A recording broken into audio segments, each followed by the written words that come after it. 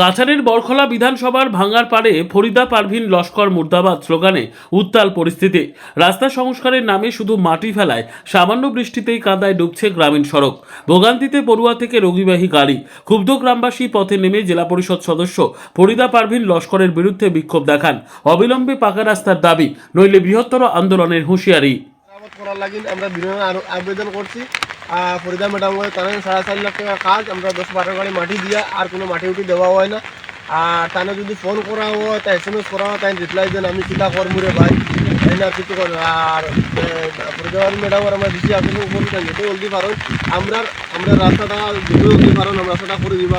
আর DC ম্যাডামের কাছে আমরা অনুরোধ, আমরা রাস্তা ডিসি আরও গেছে আমরা অনুরোধ আমরা রাস্তাটা যত জলদি পারেন মেরামত করে দিন।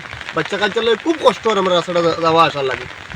আর বাচ্চা রুগী কোনো অসুবিধা হইলে আমরা রাস্তাটা লইয়া যাই, কিন্তু আমি কোনো মানে নাই, রাস্তা নাই। খুব মানে যথেষ্ট পারেন যে আমরা রাস্তাটা মেরামত করে দিবার লাগে, মানুষ যাতায়াত করার লাগে, এই রাস্তাটা শেষ করে লাগেন।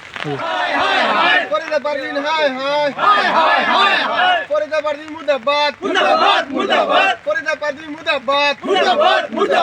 আমাদের রাস্তা লাগবে, আমাদের রাস্তা লাগবে, ফরিদা পারভিন হায় হায়।